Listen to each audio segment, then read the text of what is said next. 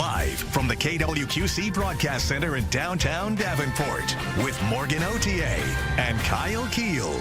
This is Quad Cities Live. Today on QCL, your fall foliage forecast. The leaves are just starting to change, so when will we see the peak fall colors in our area? We'll show you the fall foliage map coming up. Get to know Local Union 25, providing exciting career paths without college debt. We'll learn about the apprenticeships they offer.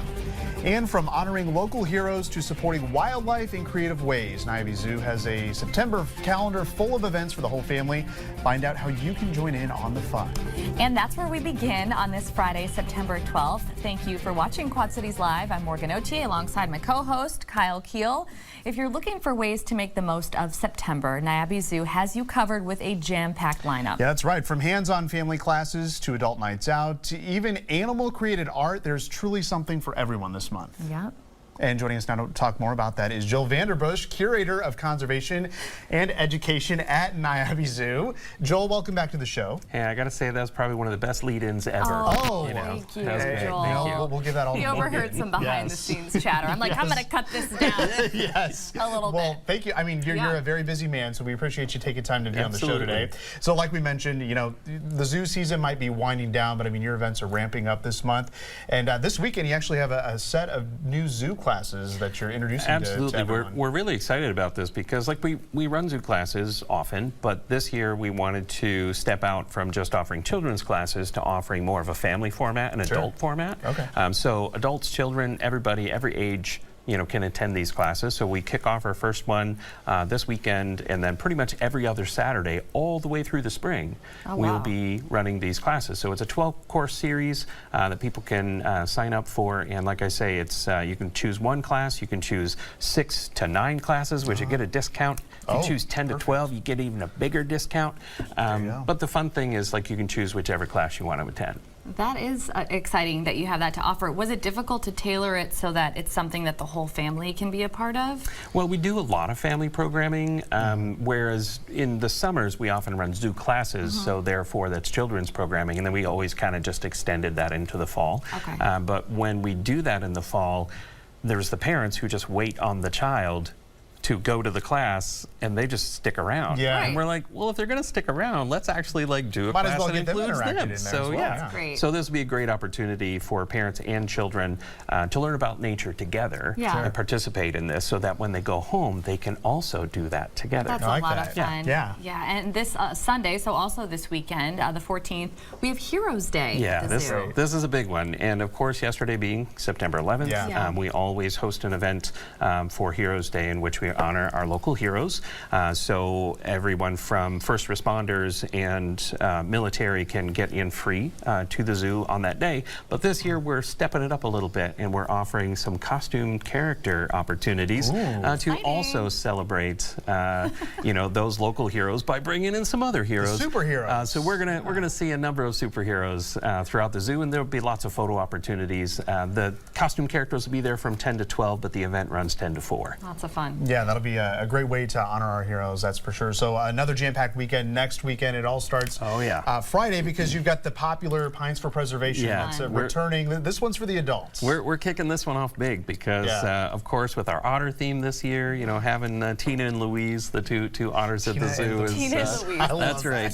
They're pretty fabulous, and so doing Pines for Preservation is always a really big event. Yeah. We've got like 47 volunteers that are helping us out from the community, just so that we can host these, you know, 15 drinking stations and 5 food trucks and lots of fun for adults to be able to come out. There are still tickets available, so of course get those quick. Yeah, after hours at the zoo just sounds so much fun. Like such a blast, especially this time of year.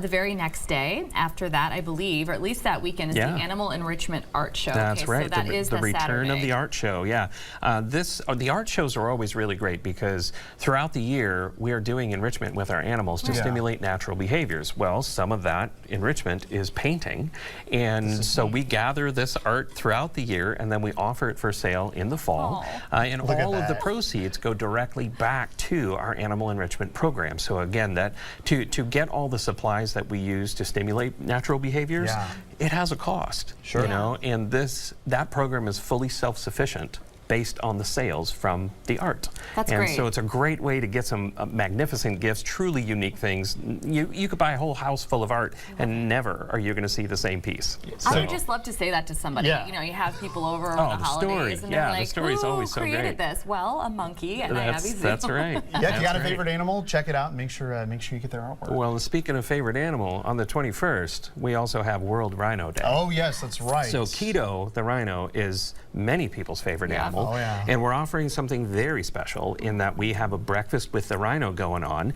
Really? And that includes a behind-the-scenes tour to meet Keto up close and personal, All right. closer If than you're a fan of anyone keto, ever has. September 21st, be at the Niagara Zoo. That's right. So the breakfast is going to be awesome for that. Like, I think that's amazing to get up close. Not every day you get that opportunity. Yeah. And then, great. of course, the rest of that day is celebrating rhinos because they're some of the most endangered species on the planet. There's 5 species, 4 of which are on the brink of extinction. Wow. So it's a great way to bring attention to that, but also to see our chubby unicorn really close. Chubby unicorn. I love it. right. We'll call that Chubby Unicorn We need Day. t-shirts. Absolutely. Yes, We have t-shirts in the gift Chubby shop. unicorn? Absolutely. Do you really? It says "Save the Chubby Unicorn." That's right. Birthday I had no idea. idea. There we go. There we Birthday go. idea. Oh, well, Joel, this was great. So if you want to learn more and register for the events that we talked about today, just visit niabizoo.com and select the event calendar. From there, you can look up each event and register directly from that page. Joel, as always, we appreciate you joining us and have a lot of fun here in these weekends ahead. Absolutely. It's going to be a fun couple of months as we roll to the end of the season. Yes, thank you so much. Coming up on QCL, from the classroom to the job site, apprentices with Local 25 are gaining skills that literally build our community. We'll learn more about the journey to a job in the trades next.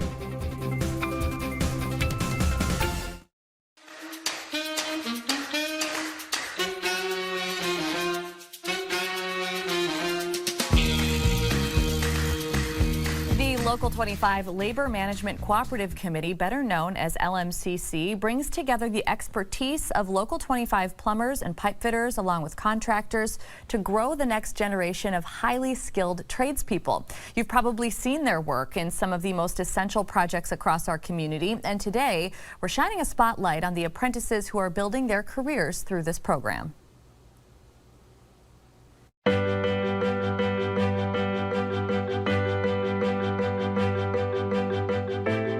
Local 25 plumbers and pipe fitters and based out of Rock Island, Illinois. We have 1,760 members.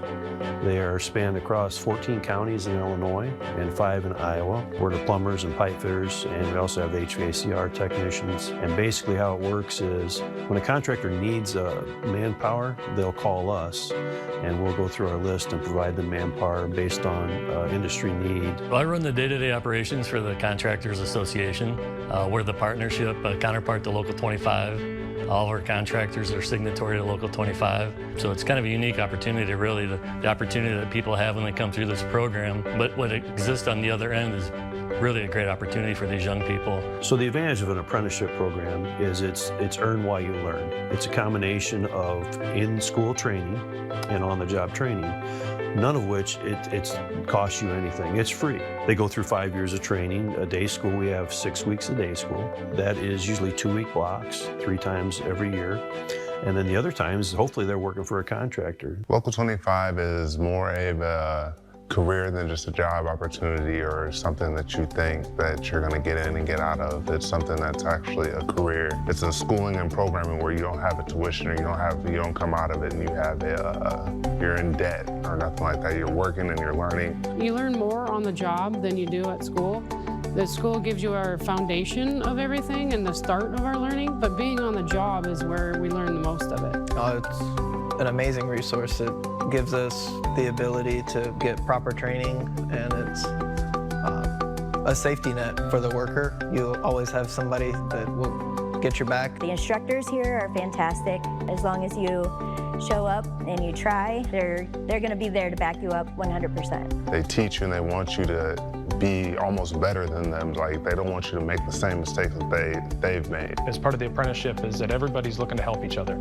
Everybody's looking to help you, and you end up with a mindset of trying to help everybody around you. Well, we're always trying to get new people into our trade. Some people go to college for a while and think, well, this wasn't for me. Others maybe did find an actual profession or career path And then again, they find out it wasn't for them either. We got a home for them here, and we're happy to take them. So I did have a medical background. I was a medical assistant. I just wanted to do something different. I was on my last day of maternity leave, and I came in here and filled out an application. It was a great experience. I didn't want to have to go back to college and have to take time and money to do that. I have 2 kids, so it helps me show my kids that even though I am 37 years old, they see me at home studying, doing work, and doing that. Like, oh, Dad's still in school. My dad's a plumber. And they kind of have a sense of pride about that. Traditionally, women haven't applied in years past in great numbers.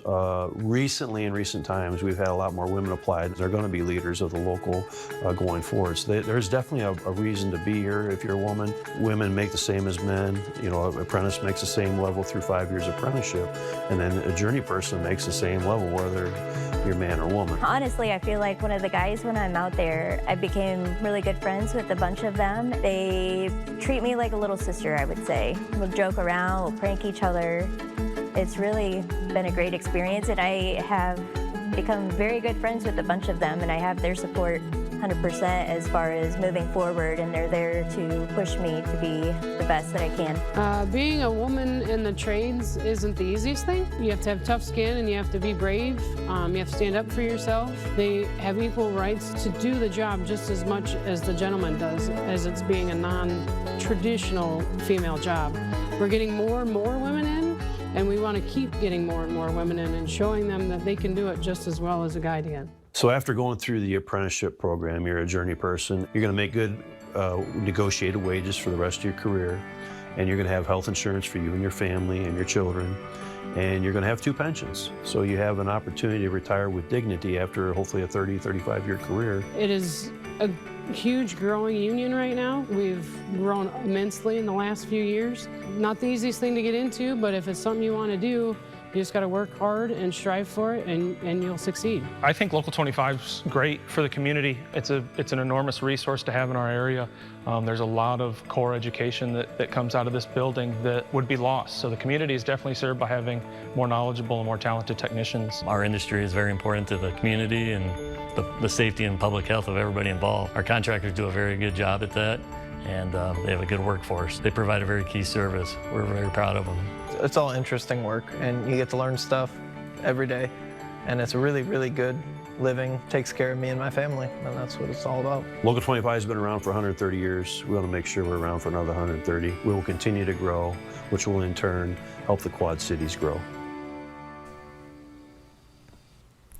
And right now we are digging further into what it's like to be an apprentice, from the application process to on-the-job experience.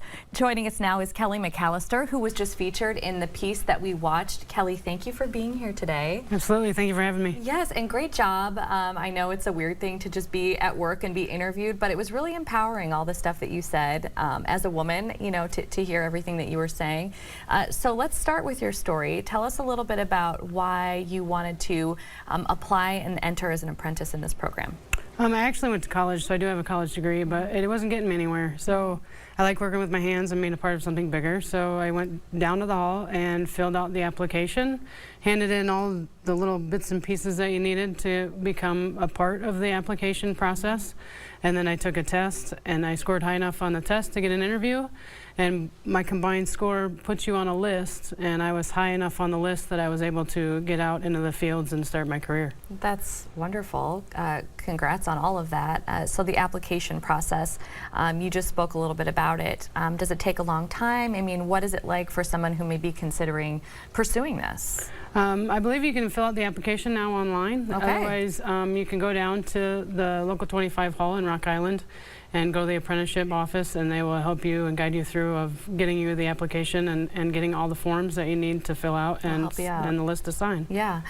So apprenticeships, of course, they cover a wide range of trades. So can you roughly explain what options are available and then ultimately which path you chose? At Local 25, we have welders, fitters, plumbers, and HVACR technicians. Okay. Otherwise, there is other trades that do have other unions and do that. But I was going to go into plumbing because I did some service work. Well, I did some service work with my stepdad's business a long time ago. Sure. And then when I got in and I got hired at Reagan and we started doing some boiler work, it was kind of the plumbing and the electrical, the heating and air conditioning all in one. Wow. So that kind of turned my view and my vision to, hey, I want to do this instead. I don't want to always do the same thing. I want variety in my world. Yeah. So speaking of your world, what does a typical week look like for you right now? Just balancing, I guess, classroom work and on site? I'm just finishing up my apprenticeship, so Wow. my classroom work has now kind of ended. But it was, I always stayed ahead on my homework because that always had to be done before class. And then class was always 40 hours a week for 2 weeks at a time. And then you would go back to work in between, working 40 hours, 50 hours, depending on how busy you are.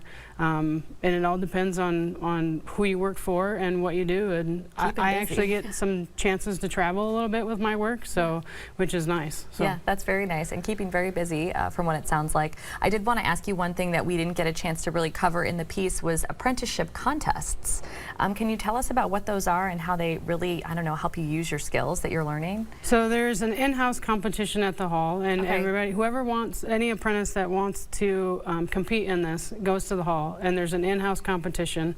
Whoever scores the highest there then goes to the state competition, which is in, when I went, it was in Champaign, Illinois. Okay. And I went out there and I competed against apprentices from all across the state of Illinois. Oh, wow, okay. The nice thing was you got to meet all the apprentices from across the state of Illinois as well. Yeah. And sometimes you create that bond and you keep it for your career. Yeah. If you win state, you go, I believe it's to regional, and if you win regional, then you go to national. And I think there's been 4 women at the nationals competition. Unfortunately, I was not one of them, but there's been 4. That is really, really cool. And you know, you and I were chatting before we started this segment about just that you have a conference coming up that's all women in the trades, and how empowering that is to see hundreds and hundreds of women gathering in one city. And that is really cool to hear. Yes, thousands of women. It's called Tradeswomen Build Nation. And it kind of jumps around all over the U.S. on different places, and they have it. This year it's actually in Chicago. The local is sending 4 of us females to go and represent. That's awesome. And it's very empowering to walk into a room and see possibly 5,000 other women from all across all trades. And they've all experienced something different, and we've all, or the same. And so we kind of talk about it, and there's mentorship programs and stuff like that to help women get through some of the tougher times being in the trade and in the men's field. Yeah, amazing.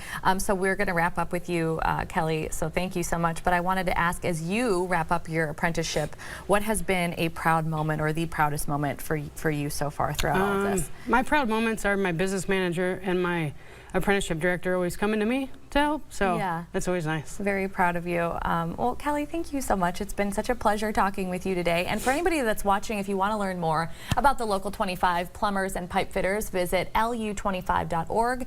Again, Kelly, good luck to you, and thank you so much for joining us and chatting with us today. We really appreciate it. Just ahead on QCL, when and where will the fall colors be at their most beautiful? Meteorologist Kyle Keel has your fall foliage forecast next.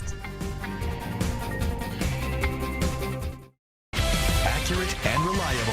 This is your First Alert Forecast with meteorologist Kyle Keel. It is certainly feeling like summer out there with temperatures in the upper 80s to the low 90s. But hey, let's talk fall foliage real quick. We take a live look at our sky view. You see a lot of green on the trees still. Obviously, it's still summer, so we expect that. But notice we got a couple of trees. Looks almost bare there on Harrison Street. A couple trees changing colors as well, so you might have noticed that. It's because of the drought conditions that our trees have started to change pretty early. But the focal point has been in northern Minnesota and North Dakota for some low fall foliage, as well as parts of the Rockies there, as you would expect this time of year. Here locally, not really widespread fall foliage. We typically see that peak color here in mid-October to the north of Interstate 80 to about late October everywhere else. But I tell you what, because of the drought conditions here as of late in the recent cool nights, I don't think our fall colors are going to be as vibrant this year, but they will start to change perhaps a little bit earlier and fall off the trees. You can definitely see in Dubuque a few more of those fall colors on the trees as we look at our Everywhere Camera Network. We'll get a full look at the First Alert forecast coming up on your news at 4. Well, sometimes it is the little things that feel like a big win. After the break, our wins of the week, including a small victory that makes the day shine a little bit brighter. All right, it is time now for our wins of the week, albeit I believe ours are small victories. They are. Today. We'll start with you because we don't have a lot of time. Yeah, we don't have a lot of time, but this is kind of a mixture between wins of the week and Throwback Thursday. What were you doing 3 years ago today? 2002. I or saw, 2022. I think I saw your picture. So. Oh, you did? Okay, well, that was when we both debuted on Quad Cities Today at 11. Oh, God. Yeah, that was that newscast. This was not in 2022. I couldn't find anything from that particular day, but, you know, you started the show. I mean, you built that show from the ground up, and, yeah, so that was 3 years ago. Now I do it all. You do it all. Yeah. You really, really do. Mine is that I finally got my car washed. But I also vacuumed it out. It is a small victory. And I will say, as we have 10 seconds left, I found all of Darby's gummy vitamins in the back seat. Oh, she's not eating them. Darby called out. Darby called out. All right, happy Friday. Thanks for watching. We'll see you at 4.